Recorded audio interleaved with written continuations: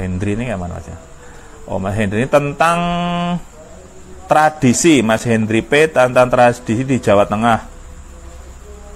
Tradisi ebek, tahu ebek nggak? Ebek itu kuda lumping, jaran kepang ya. Tradisi ebek yang menganut tentang ini, bahkan anak di bawah umur sudah bisa mengajari tadi. Mohon maaf Pak, sedikit melenceng tentang pertanyaan. Oke, nggak apa-apa ya. Masalah ini masalah seni budaya. Tentang masalah hukum.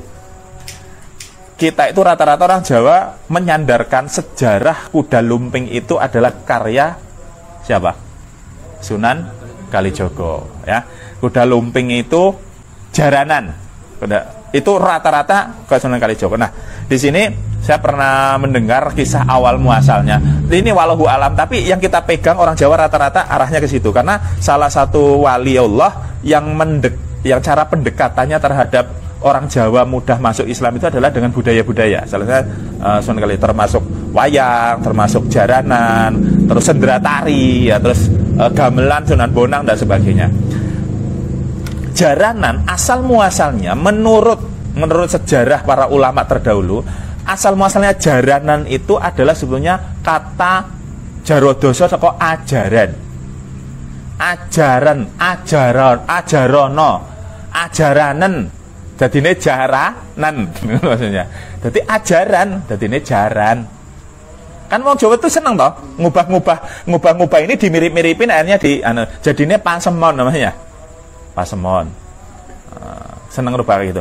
Nah, ajaran itu jadinya jaranan. Nah, di dalam jaranan pakem jaranan awal saya sudah penerangkan, itu adalah ajaran tentang bagaimana memberikan penjelasan kepada masyarakat tentang bagaimana Islam itu loh maksudnya. Pertama, di jaranan itu yang muncul pertama kali itu adalah orang nari, orang lima. Yang pertama loh, kita belum ada barong-barongan. Ini yang awal nggak ada barong-barongan jaranan itu. Barongannya itu beda, nggak mendem-mendem kayak sekarang.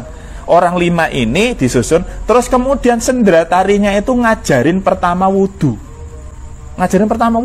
Lihat kalau yang pakai pakem aslinya, mulai jaranan itu ya, apa? Pertama itu biasanya begini, apa itu ngusap rai. Terus nanti deng itu ngusap tangan. Terus nanti deng. Nah, apa coba? Ini ngusap ini, terus deng ini itu telinga. Terus nanti sikilnya macak jang itu kaki. Itu wudu, itu urutan yang benar. Biasanya cuma dari sini, terus kalau nggak salah gini, terus baru kaki. Itu ajaran tentang wudu.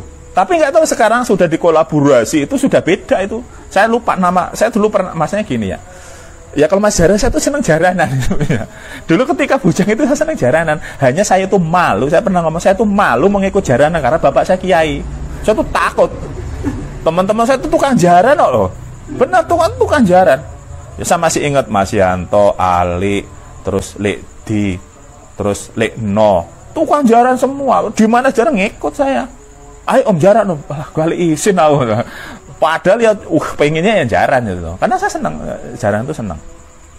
Nah, cuman dulu saya masih ingat cara-cara nari yang pertama itu seperti itu, ngajarin tentang wudhu. Tapi ketika sudah dikolaborasi, berkembangnya zaman itu sudah berubah, ada perubahan. Nah terus kemudian muncul barongan. Bersendera tari itu biasanya muncul barongan. Barongan itu sopo barongan kui, nanti di depannya orang yang nari itu joget-joget di depan nari. Itu maksudnya ngajak sholat jamaah. Tapi barongan. Kenapa harus barongan? Kan medeni toh? Ingat zaman dulu Hindu itu masih ketat dengan patung-patung kayak gitu. Sehingga kalau Sunan Kalijogo itu mau dirubah bentuk singa apa nggak cocok kan maksudnya?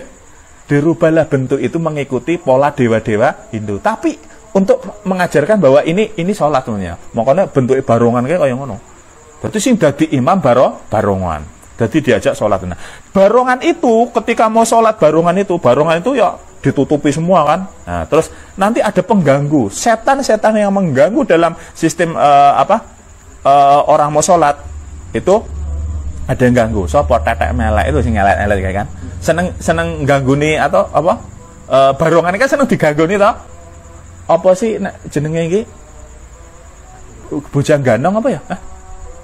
Nek sak ngertiku tetek melek jenenge sing elek-elek nanti kalau yang barongannya itu joget apa nanti pakai pecut itu diganggu-ganggu gitu loh, nanti marah itu kan, dikejar-kejar, nanti diganggu-ganggu lagi. Itu hakikatnya itu adalah ketika orang mau sholat berjamaah, itu biasanya tetek melek itu ibarat setan yang akan mengganggu. Tetek melek namanya. Dan seterusnya sampai situ aja lah. Nah, jadi kalau masalah hakikat awal jaran kepang, kuda lumping, ya, ebek, kalau dalam tempat saya itu ebek, orang Jawa Tengah ngomongnya ebek, itu sebetulnya asal muasalnya itu adalah pasemon bagaimana teknik Sunan Kalijogo mengajak umat yang pada waktu itu masih orang Hindu dan Buddha untuk bisa memahami bagaimana Islam itu dengan pasemon, sendera tari, ya, sendera tari. Nah, terus akhirnya suatu ketika Sunan Kalijogo itu pernah ditanya oleh wali yang lain, Raden Said, apa hukumnya engkau membuat seperti itu? Apa jawab Sunan Kalijogo? Nanti umat akhir zamanlah yang akan mengerti tentang hukum jaranan. Nah, terus jaranan yang sekarang bagaimana? Nah, karena sekarang ini sudah kolaboratif, karena tuntutan zaman agar jaranan itu menjadi sesuatu yang sangat spektakuler, muncullah barongan, mendem, mangan beling, mangan kocom, ada sebagainya. Nah, itu sudah di luar konteks ajaranan. Sudah di luar konteks. Nah, disinilah muncul bahasa wong Indonesia itu sulap, ya, makan beling ini, makan dan sebagainya. Dan di situ muncul juga yang namanya akhirnya ada perewangan. Ya, gambue gawe perewangan. Bagaimana? Yaitu orang-orang yang diisi oleh perewangan-perewangan untuk bisa jadi, maksudnya itu jaran itu biar tambah hebat lah, mendem, dadi maksudnya. Nah, itu sudah di luar konteks. Akhirnya ulama menyatakan itu haram. Haram itu maksudnya haram. Ya, haram hukum apa haram jangan, walau alam. Intinya sebagian ulama menyatakan jaranan kalau yang mabuk-mabuk yang menggunakan yang diisian, ya, perewangan, ya, dan sebagainya itu haram karena di situ ada sasaji, ada kolaborasi dengan jin dan sebagainya. Nah, situ yang seperti itu dianggap itu haram untuk dilakukan. Tapi ya sekarang gimana? Udah budaya ya, budaya. Comong Islam juga ya seneng nonton. Ora usah kok jaran ogoh-ogoh lho sing nonton wong Islam. Ogoh-ogoh rame mlayu wingi ya sing nonton sak buke ngene wong Islam. Malah ngesuke kapan ogoh-ogoh mulai? Malah paling dhisik nggawa HP. Ya, wong gawe story. Jadi masalah jaranan kembali ya Mas Hendri, hakikatnya sebetulnya jaranan itu dulu adalah benar. Awal muasal jaranan itu adalah ajaran, ya, teknik dakwahnya Kanjeng Sunan Kalijogo termasuk wayang. Nah, itu tentu Mas semakin ke sini yaitu tadi perubahan zaman sehingga muncul ide-ide baru dalam budaya-budaya itu. Intinya kita bisa tahu mana sih yang haram, mana yang enggak, dalam misalnya mana yang boleh, yang enggak. Tetap intinya sendera tari itu boleh. Tapi yang diharamkan oleh ulama itu kalau sudah yang dadi-dadi itu tadi, karena ada kolaborasi dengan jin. Ya, perewangan.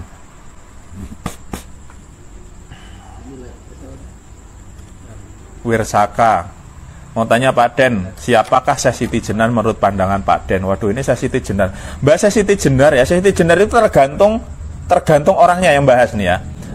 Syekh Siti Jenar itu bagi pembenci, itu nanti cari bukunya isinya menjelekkan Syekh Siti Jenar semua. Tapi kalau pendukung, isinya dukung Syekh Siti Jenar. Saya sendiri aja bingung baca buku itu, ini yang mana yang benar. Tapi secara garis besarnya, Syekh Siti Jenar itu sebetulnya orang ahli tarekat, ya. Syekh Siti Jenar itu orang ahli tarekat. Bahkan asalnya dari mana sih itu simpang siur. Syekh Siti Jenar itu simpang siur kok asalnya. Kalau nggak salah saya punya buku sejarah yang netral nih. Saya punya buku Syekh Siti Jenar yang netral. Dia nggak mengacu ke yang dukung, nggak mengacu kepada yang membenci. Di tengah-tengah.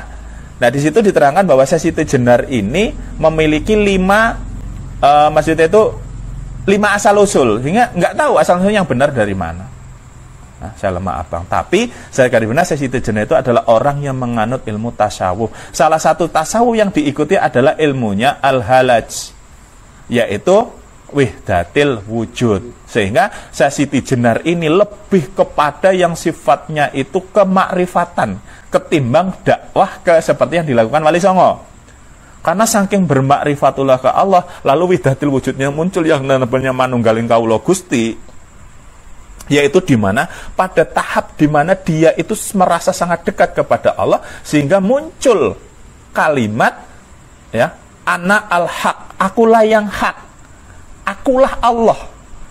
Allah ada di diriku ada di Allah, sehingga menyatakan akulah Allah gitu loh. Nah, ini yang ditentang oleh para wali songo, karena ketika dia pada posisi seperti itu, bayangin murid-muridnya yang tahu bahwa oh, Syekh Siti Jenar itu pas lagi jadi Allah, ngono lho maksudnya. Dan ana al-haq, dia katanya ana al-haq, ana Allah ya, dan akulah Allah. Bahkan ketika utusan dari Sunan Ampel, Sunan Bonang manggil Syekh Siti Jenar. Jadi yang datang itu datangnya ke pondoknya, datanya mencari Syekh Siti Jenar. Apa jawabnya? Syekh Siti Jenar nggak ada. Syekh Siti Jenar nggak ada. Lalu siapa yang ada? Yang ada Allah. Ya udah, Allah dipanggil Wali Songo katanya. Marah Syekh Siti Jenar. Kamu kurang ajar. Allah kok diperintah-perintah. Lalu terus gimana? Kamu yang disuruh kok. Jadi kan lucu. Syekh Siti Jenar itu ketika lagi wirid dzikir itu dipanggil. Ada utusan dari Wali Songo itu, kalau nggak salah Sunan Ampel atau Sunan Bonang nyatakan suruh datang, dipanggil. Jawabnya Syekh Siti Jenar, Syekh Siti Jenar lagi nggak ada. Terus yang ada siapa? Yang ada Allah. Ya udah, Allah dipanggil, dipanggil Kanjeng Sunan. Marah Syekh Siti Jenar. Lalu Allah marah. Kan aneh itu, nanti ajarannya sangat aneh sekali. Jadi Syekh Siti Jenar itu muridnya banyak banget. Terus salah satu lagi ajaran Syekh Siti Jenar yang ini orang awam nggak bisa nerimanya. Kita itu hakikatnya suci, bersih kita itu. Tapi kita itu terbelenggu oleh jasad ini loh, terbelenggu oleh jasad. Kita itu nggak bisa, maksudnya tuh nggak bisa. Kita itu harus, kalau ingin kembali ke hakikat diri kita harus melepaskan jasad ini. Sehingga murid-murid Syekh Siti Jenar itu sering sekali membuat onar. Maksudnya apa? Kalau bunuh diri itu haram hukumnya, bunuh diri haram, nggak boleh. Maka Syekh Siti Jenar muridnya itu sering bikin onar di pasar di mana-mana biar dikeroyok orang mati, maksudnya. Kalau mati dia terlepas dari jasad, namanya maksud ke dunia fana. Kefanaannya itu hilang, sehingga rohaniyahnya akan keluar, sehingga tidak terbelenggu dalam ini. Nah, ini termasuk ajaran yang ditentang juga oleh para wali. Jadi sering membuat onar, dalam sering banget membuat onar, bikin masalah gitu loh. Tapi bikin masalah itu maksudnya biar dia itu dikeroyok. Nanti kalau mati, misalkan kalau dia mati, bukan dia bunuh diri, tapi yang orang lain yang bunuh, itu maksudnya. Termasuk beberapa ilmu-ilmu kadigdayaan ya, maksudnya ilmu-ilmu kadigdayaan Syekh Siti Jenar terkenal sakti karena dia sudah pada tahap hakikat ma'rifatnya sudah tinggi gitu loh. Akhirnya Syekh Siti Jenar itu karena ajarannya dianggap bukan masalah melencengnya, masalah sangat mengkhawatirkan jika ajaran Syekh Siti Jenar itu dianut oleh orang-orang awam yang nggak ngerti tentang ilmu hakikat makrifat. Karena orang pada waktu baru mengenal Islam, orang Jawa yang baru masih syariat, tiba-tiba dipahamkan dengan masalah hakikat makrifat. Ya nggak nyambung. Terus akhirnya menurut Wali Songo kebablasan cara pola pikirnya Syekh Siti Jenar. Makanya bagi orang yang bela Syekh Siti Jenar, Syekh Siti Jenar itu sudah bermakrifat ke Allah. Syekh Siti Jenar itu sudah sangat dekat dengan Allah. Ada yang menyatakan bahwa Syekh Siti Jenar itu sudah tingkatnya di atasnya Wali Songo. Masalah benar nggak salahnya, bagi saya secara logika banyak nggak nyambungnya, malahan ajarannya itu banyak nggak nyambungnya bagi saya. Tapi bagi orang yang mendukungnya masalah kemarifatan, dia pasti berpegang teguh kepada ajaran Syekh Siti Jenar manunggaling kaul. Benar, manunggaling kaulah Gus itu benar. Dari Al-Qur'an itu ya sudah paham itu tadi, man arafa nafsahu faqad arafa rabbahu. Sapa sing kenal awake dhewe mesti kenal karo Gusti pangerane. Tapi itu dibahas itu enggak seperti itu juga gitu caranya. Akhirnya Syekh Siti Jenar itu karena melawan, tidak mau merubah pola cara dakwahnya, cara berfikirnya dalam masalah kemakrifatan, akhirnya memutuskan Wali Songo. Dan pada waktu itu kerajaan di Demak itu menyatakan Syekh Siti Jenar itu sudah keluar dari ajaran Islam, sehingga Syekh Siti Jenar itu dikejar, akhirnya kena, dan dia dianggap melenceng dari ajaran Islam. Ngikutlah seperti yang dilakukan kerajaan pada waktu itu, Al-Halaj itu dihukum gantung, dipenggal. Akhirnya Syekh Siti Jenar juga menurut riwayat itu ya dikalahkan oleh, secara ilmu makrifatnya, ilmu karomahnya itu dikalahkan oleh Sunan Kalijogo. Akhirnya tunduklah Syekh Siti Jenar. Maka ketika dipenggal kepalanya ngucapin la ilaha illallah, akhirnya dikubur. Nah, itu sebenarnya ini menjadi perdebatan. Kalau masalah sesi jenazah itu perdebatan. Yang penting bagi kita apa? Pahami aja, yaitu sudah sejarah. Ya, sejarah. Kalau bahas masalah bagaimana pola pikirnya sesi jenazah dalam kemarifatan, ya kamu cukup tahu gitu aja, nggak usah diikutin. Tanpa kamu punya guru yang mursyid. Karena ini masuk kategori ditoreko sih masa sesi jenazah itu. Ya, hakikat makrifat. Terus kemudian banyak orang-orang kejawen, kemarin sudah saya singgung, orang kejawen yang begitu mengagungkan tentang sesi jenazah karena manunggaling kawulan Gusti. Akhirnya pengikut sesi jenazah itu banyak orang kejawen yang nggak sholat nggak itu, tapi ngikutin sesi jenazah itu maksudnya. Banyak, kanjanya itu benar. Termasuk makamnya itu di daerah mana? Di daerah Jogja kalau nggak salah itu ada. Ya wallahu alam itu makam benernya atau petilasnya nggak tahu. Atau kata teman saya itu pernah ini, Masa waktu Jara Wali Songo ngelewatin adalah itu. Ini kok saya ingat ini. Makam Siti Jenazah itu di sebelah sana, nanti kita lewat. Maksudnya ngelewatin jalan masuknya. Nah, itu di sana. Itu kalau sudah nyampe sana biasanya nanti banyak tuh orang-orang yang ziarah ke sana itu orang. Ya macam-macam. Rata-rata orang kejawen maksudnya. Banyak orang kejawen. Ke sana itu yang ingin nyari gadigdayaan, ya enek sing memang ke sana itu topo broto untuk untuk maksudnya itu kalau wong Jawa itu maksudnya samadhi lah ya, untuk mencari ketenangan diri dan sebagainya banyak. Ono sing nyari pesugihan ya banyak. Ya namanya makam yang dikeramatkan ya pasti macam-macam orang datangnya. Jadi masalah sesi jenazah ini sangat banyak sekali riwayat yang antara satu dengan yang lain itu saling kadang nggak bisa, makanya saya nggak bisa ngomong masalah sesinya yang benar yang mana gitu, yang benar yang mana ya wallahu a'lam. Artinya dalam sejarah pernah ada orang yang namanya Siti Jenar di masa Wali Songo. Seperti itu aja udah, nggak usah terlalu tinggi-tinggi. Nanti kalau dibahas terlalu tinggi-tinggi ya kita ngikuti ulama-ulama sekarang yang ulama-ulama Ahlus Sunnah wal Jamaah itu.